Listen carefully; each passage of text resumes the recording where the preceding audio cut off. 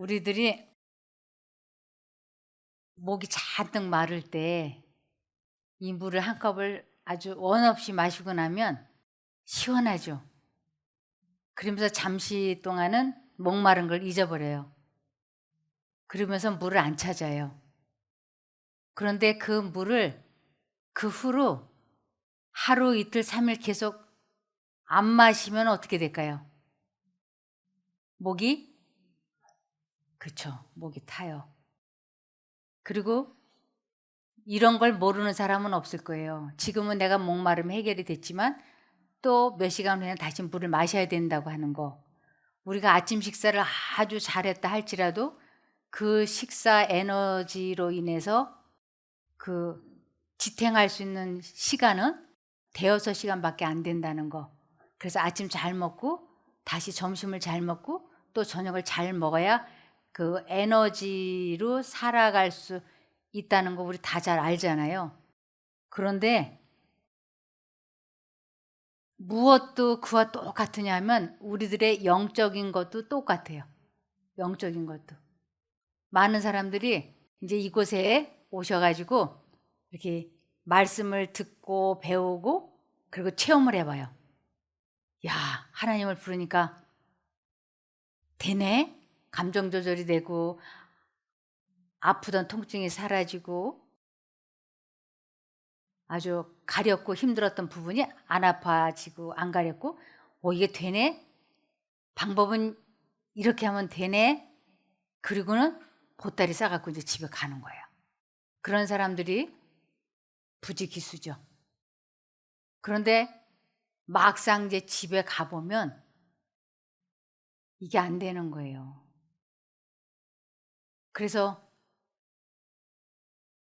한 5 학년 된 아이가 있었는데 이 아이가 게임을 하면 안 된다고 마음에 말씀을 하시니까 그 말씀을 듣고 그 게임을 다 지우고 그 앱을 다 치우고 그리고 그 컴퓨터 게임 중독에서 해방이 됐어요. 그러니까 이 아이는 그 후로 이제 '나는 영원히 이렇게 살 거'라고 믿어 의심치 않았어요. 이제 '나는 다시는 인제 이렇게 게임 때문에 고통을 겪지 않을 거'라고. 그런데 그걸 해 놓고 한두 달 만에 다시 게임이 하고 싶어서 게임을 하게 된 거예요. 몇 시간이고. 그때 이 아이가 내가 지지난달에는 게임을 하지 않고 여기서 해방이 됐는데 왜 지금은 내가 게임을 하고 싶고 게임을 하게 되면 왜 중단이 안 되지? 이걸로 이 아이가 절망감을 느낀 거예요. '아 나는 안 되는 사람인가 보다. 나는 안 되는가 봐.' 그래서 이 아이가 절망이 되고 낙담이 되어 가지고 자포자기가 되는 거예요. 그러면서 힘들게 싸우지 않고 그냥 되는 대로 살자. 그래서 게임이 하고 싶으면 게임도 하고 하기 싫으면 안 하고 이렇게. 이 아이가 그러한 것을 자기 엄마한테 이야기하면서 아이가 아주 완전히 무너져 주저앉아 버린 거예요. 그랬더니 엄마가 "이럴 때 어떻게 해야 되느냐?" 하고 저에게 물어보더라고요. "이럴 때 어떻게 해야 되느냐?" 이럴 때는 다시 우리들의 육신의 에너지를 얻기 위하여 빵을 먹고 음식을 먹는 것처럼 우리들이 한 번 게임을 하지 않겠다고 결심을 하고 앱을 지웠다 하더라도 다시금 언제든지 앱을 깔게 되고 또 그걸 할 수 있는 가능성이 우리 모두에게는 다 있는 거예요. 그래서 그것을 하지 않기 위해서는 언제나 하나님과 연결이 되지 않으면 한순간에 무너져 내릴 수 있다고 하는 거예요. 그래서 예수님께서 우리들이 떡이나 빵을 먹는 것은 육신의 생명을 유지해 주지만 영적인 생명의 삶을 계속 유지하려면 반드시 하나님의 입에서 나오는 말씀으로 살아야만이 이것이 유지되지, 그렇지 않으면 영적인 것은 죽는다고 돼 있어요. 그래서 하나님의 입에서 나오는 말씀으로 살지 않고 그냥 일반 음식을 가지고 에너지화 시켜서 살면 그 사람은 살았으나 죽었다라고 하는 거예요. 이 부분을 마태복음 4장 3절과 4절에서 마귀가 예수님에게 이 돌덩이로 떡덩이를 만들어서 먹으라고 하면서 예수님이 이적과 기적을 행하도록 유혹을 할 때 예수님께서 이 돌을 떡덩이로 만들어서 먹으면 육신의 생명은 지탱할 수 있을지 몰라도 영적으로는 죽는다고. 그래서 주님께서는 하나님의 입으로 나오는 모든 말씀으로 살겠다고 말씀하시는 장면이 마태복음 4장 3절과 4절입니다. 시험하는 자가 즉 사단이 예수께 나아가서 가로되 내가 만일 하나님의 아들이거든 명하여 이 돌들이 떡덩이가 되게 하라. 예수께서 대답하여 가라사대 기록되었으되 사람이 떡으로만 살 것이 아니요 하나님의 입으로 나오는 모든 말씀으로 살 것이라 하였느니라 하시니. 그래서 사람들이 이 영적인 것을 계속 살려나가고 지켜나가려면 무엇을 해야 되느냐면 하나님의 입의 말씀, 사람들의 마음속에 계속 들려오는 하나님의 음성을 계속 선택해야만이 그 살아있는 말씀으로 인하여 영적인 것이 존재할 수 있다고 하는 것입니다. 그래서 그 12살 된 소년이 그렇게 하지 못했던, 그 앱을 다 지우고 게임을 포기하고 했던 그가 왜 그 포기된 삶이 계속 이어지지 않았는가? 그것은 하나님과 분리가 되어 있기 때문에 그런 거예요. 그 소년이 계속 하나님의 말씀을 묵상하고 기도하고 하나님과 연결되어 있었더라면 그 소년은 끝까지 그 게임에서 해방이 되었을 거예요. 그래서 이것은 우리 모두가 다 마찬가지예요. 한 사람도 예외가 없습니다. 보리떡 5개와 물고기 2마리로 사람들의 육신의 배고픔을 우리 예수님께서는 해결해 주셨어요.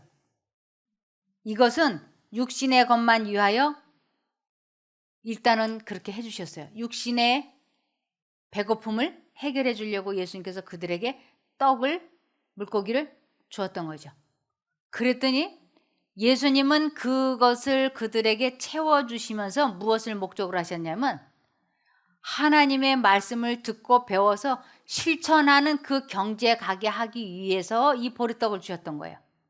그런데 이 유대인들은 오직 보리떡과 물고기로 이 배를 채워서 육신적인 생명만 연장하는 것에다가 초점을 맞춘 거예요. 그래서 예수님께서 너희는 나를 찾는 이유가 육신의 배고픔을 해결하기 위해서 찾는 것인데 내가 너희들에게 원하는 것은 영적인 생명을 찾게 하기 위한 것이니까 세상 떡, 육신의 떡만 찾으려고 하지 말고 영적인 떡을 먹으라고 말씀을 하셨어요. 이것이 요한복음 6장 11절에서부터 나옵니다. 예수께서 떡을 가져 축사하신 후에 앉은 자들에게 나눠주시고 고기도 그렇게 저희의 원대로 주시다. 저희가 배부른 후에 예수께서 제자들에게 이르시되 남은 조각을 거두고 버리는 것이 없게 하라 하시므로 예수께서 대답하여 가라사대 내가 진실로 진실로 너희에게 이르노니 너희가 나를 찾는 것은 표적을 본 까닭이 아니요 떡을 먹고 배부른 까닭이로다. 그들은 예수님의 입에서 나오는 그 말씀을 배우는 것에다 지금 초점을 맞춘 게 아니고 그들이 실제적으로 얻어먹은 떡 맛에 지금 관심이 있는 거예요. 그러면서 그 육신적인 떡만을 먹게 되면 그는 영생을 얻지 못하게 되는 것을 27절에 썩는 양식을 위하여 일하지 말고 그랬어요. 썩는 양식이라고 하는 건 육신의 생명만 유지시켜주는 그 양식을 위하여 일하지 말고 영생하도록 있는 양식을 위하여 하라. 영생하도록 위하여 있는 양식은 지금 현재 우리들에게는 예수님을 선택하고 불러서 그분과 연결되는 것을 영생하도록 있는 양식을 위하여 일하는 것이에요. 그래서 내가 그 예수님을 지속적으로 부르지 않으면, 의지하지 않으면, 믿지 않으면, 선택하지 않으면 우리들은 즉시 하나님과 분리가 되어서 과거에 했던 모든 행동으로 되돌아간다고 하는 것입니다. 그러면서 이 양식은 인자가 너희에게 주리니 인자는 아버지 하나님의 인치신 자니라. 그 영생하도록 있는 양식이 무언가? 이 성경 말씀이 영생하도록 있는 양식이며, 또 하나는 하나님이 내 마음속에 넣어주시는 것을 의미해요. 그래서 내 마음에 두 가지 생각이 들어올 때 내가 하나님 쪽을 선택을 하겠다고 굳게 결심을 하는 것을, 썩는 양식을 버리는 거예요. 그리고 영생하도록 주어지는 양식을 선택하는 거예요. 이제 내 자아를 포기하기 위하여 굳게 결심하는 것을 자아가 죽었다, 내가 죽었다, 자기를 부인했다, 자기 십자가를 졌다, 이렇게 여러 가지 설명을 해요. 그러니까 내 자아를 죽이려면 반드시 굳게 결심을 해야지 돼. 이 굳게 결심을 하고 하나님을 부르는 그 지점을 도달을 해야 우린 자신과의 싸움에서 이길 수가 있어요. 왜 우리가 예수님 하다가는 화가 나서 폭발하고, 또 예수님 하다가는 또 먹어서는 안 되는 것을 또 먹게 되고, 또 예수님 하다가는 또 게임을 하게 되고, 왜 그런가? 굳은 결심을 하는 그 지점에까지 도달을 안 해서 그래요. 내가 정말 죽으면 죽었지 이걸 다시 안 하겠다 하고 굳은 결심을 하는 그 지점에 도달을 할 때 하나님께서 나를 그 기가 막힐 웅덩이에 수렁에서 나를 건져주세요. 이것을 체험하는 것을 하나님을 만났다, 하나님을 보았다, 하나님을 안다, 하나님을 사랑한다, 하나님을 믿는다, 이렇게 설명하는 거예요. 그러니까 누가 되었든 다 애, 어른 할 것 없이 똑같은 공통분모가 뭐냐면 굳은 결심하는 그 지점을 가야 된다고 하는 것입니다. 이 결심이 없이는 자아 포기가 안 돼요. 그러면서 베드로 후서 3장 18절에 보면 여러분은 우리 주님이신 예수 그리스도의 은혜와 그분을 아는 지식에서 점점 자라가십시오. 그랬죠. 점점 자라가라. 그 게임을 이제는 다시는 안 하겠다고 앱을 없앴는데 또 다시 그 앱을 몰래 깔고 시작하게 되는 그 이유가 뭔가? 점점 자라가지 않기 때문에.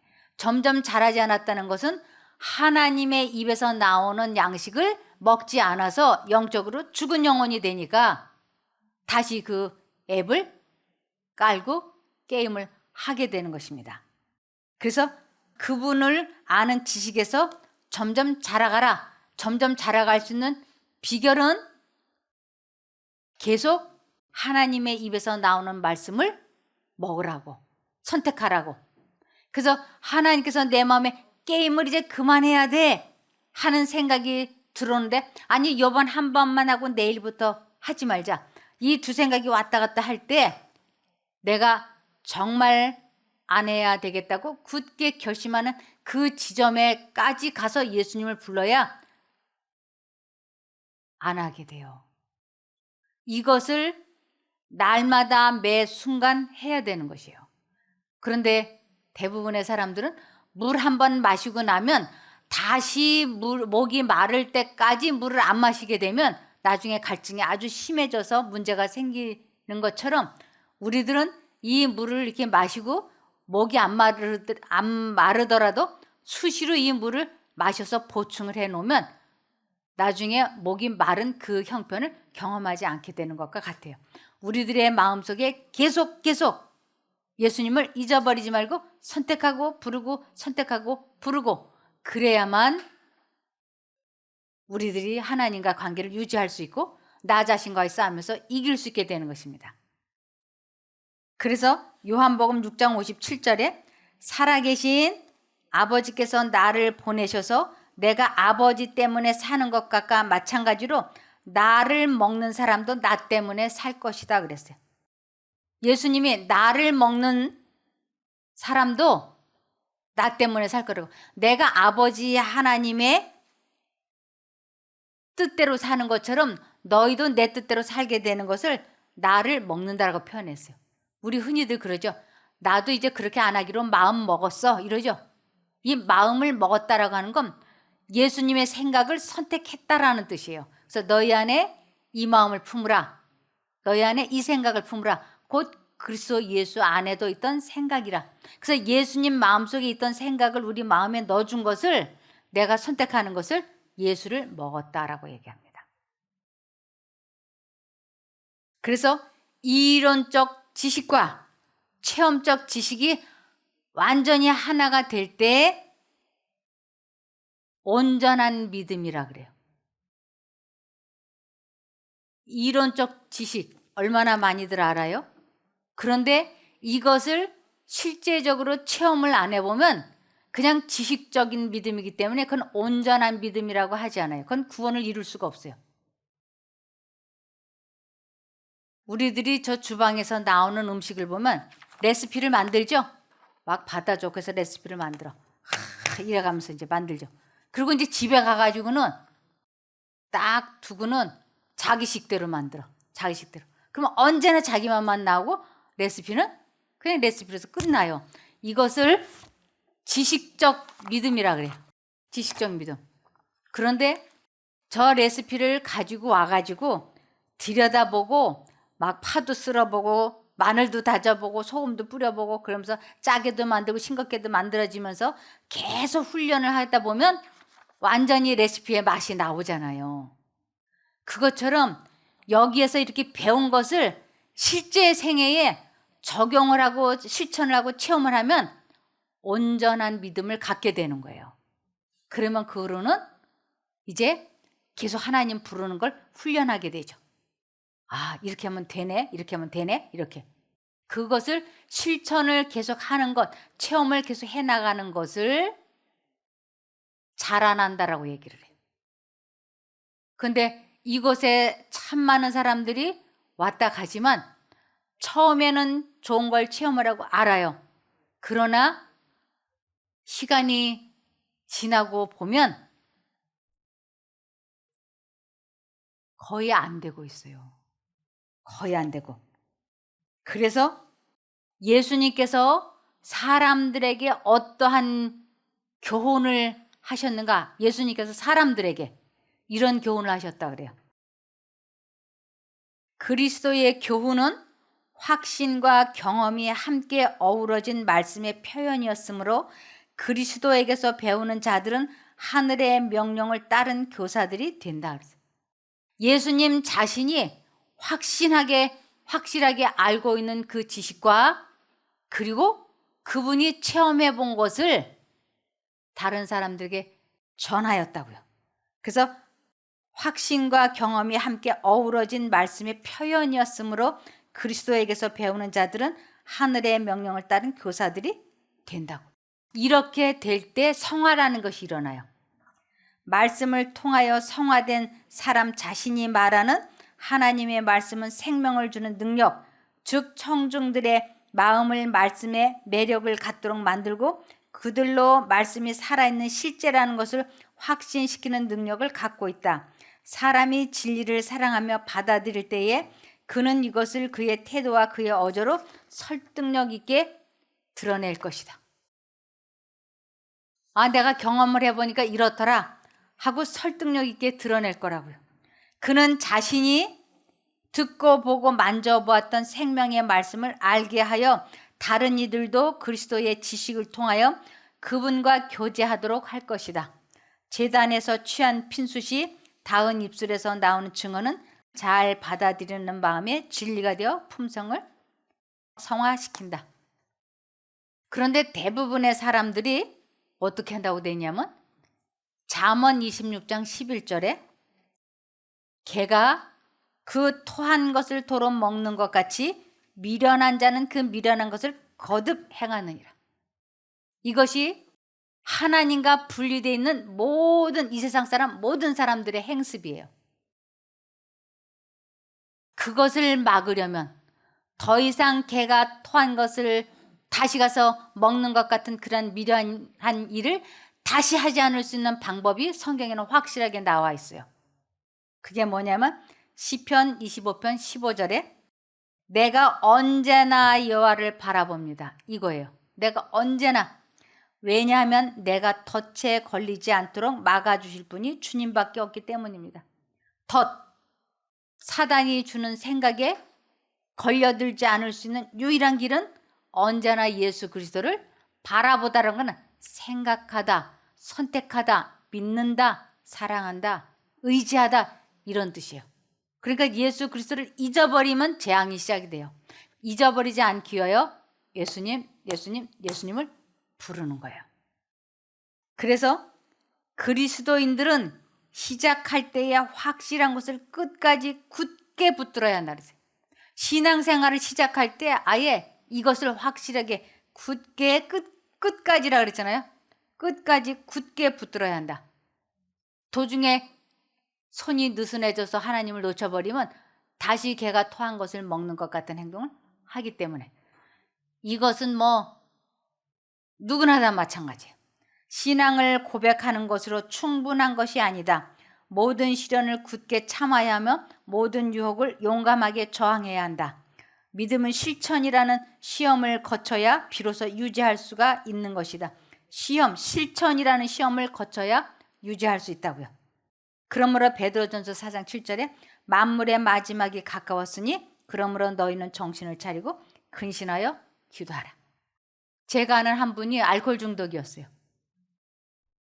그래갖고 술 없이는 못 살았어요. 그런데 이분이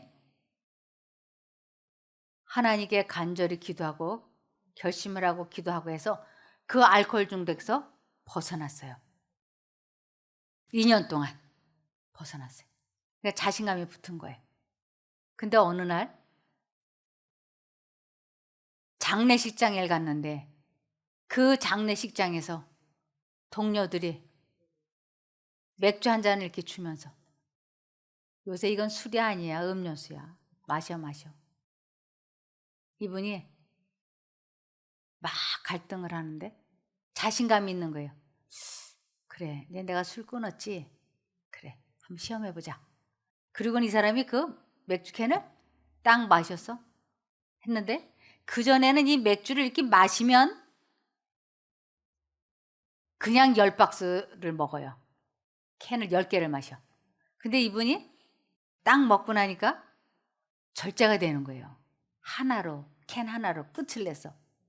아, 이제 난 되네 하고 안심했어. 또 어디 가서 또 두 번째도 또 캔을 주니까 이번에는 2개를 먹고 세 번째 손을 안 가니까 자신이 더 확실해졌어. 아, 이제 나는 이제 알코올 중독에서 해방이 됐어. 이렇게. 근데 또 비슷한 자리가 또 주어졌어요. 그래서 이분이 이번에는 3개를 먹고 4개를 먹지 않아서 확신을 가져서 나는 알코올 중독에서 완전히 해방이 됐어. 이렇게. 그런 장소가 다시 주어졌을 때 이 사람이 나는 이제 술 안 마실 자신 있어. 그럼 그 자리에 앉아가지고 다른 사람들이 권하지 않아도 이제는 나는 한두 잔, 석 잔만 먹고는 자리를 일어설 수 있어. 그리고 맥주를 탁 마셨어요. 2잔 마시고 석 잔 마셨어요. 근데 절제가 안 돼요. 이것이 사단의 계략에 걸린 거예요.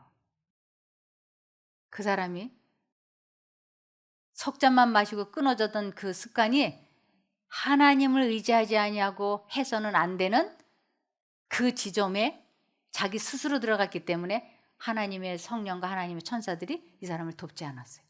도울 수가 없는 거예요. 왜냐하면 이 사람이 예수님을 의지하지 아니하고 부르지 않았으니까. 다시 그 사람이 개가 토해놓은 것을 다시 먹는 것과 같이 다시 걸려들었어요. 그 후로 이 사람은 거기서 다시 못 빠져나왔어요. 그리고 저하고는 관계가 이제 분리가 됐죠. 우리들이 무엇이 됐든지 하나님의 능력에 의하여 빠져나왔으면 그것을 계속 유지하기 위하여 계속 하나님을 부르는 생애가 지속되어야지 돼요. 그것만이 우리들을 지혜롭게 해주고 구원을 이루어갈 수 있게 해주는 방법이에요. 나는 이제 한 5년간 이제 인터넷 게임도 안 하게 됐으니까 나는 이제 문제 없어. 그리고 인터넷 게임 한 번 하고 두 번 하고 그러다가 어느 날 이 알코올 중독자처럼 걸려들면 사단은 한 번 놓쳤다가 잡은 고기는 다시 안 놓치기 위하여 더 단단히 올가맵니다. 그래서 우리 작은 어린아이로부터 노년에 이르기까지 하나님을 아는 것에서 계속 자라나고 그 첫 경험을 계속 유지시키는 방법은 언제나 하나님을 바라보고 잊어버리지 않는 것입니다. 그렇게 되기를 바라며 말씀을 마치겠습니다. 하늘에 계신 저희들의 아버지 하나님, 우리 젊은 엄마들이 아이들 키우면서 살림하면서 목회하면서 얼마나 많이 힘들고 어려운지 주님께서 아시지 않습니까? 저런 귀한 엄마들을 도와주시옵소서. 잠깐이라도 주님을 잊어버리지 않을 수 있게 깨우쳐 주시옵소서. 언제나 주님께 마음과 정신을 고정시켜서 사단이 주는 잡념이라고 하는 덫에 걸리지 않게 하여 주시옵소서. 저희들이 다시 오는 수요일에 이렇게 예배를 또다시 드릴 수 있도록 그때까지 승리하는 삶이 되게 도와주시기를 예수님 이름으로 기도드리옵나이다. 아멘.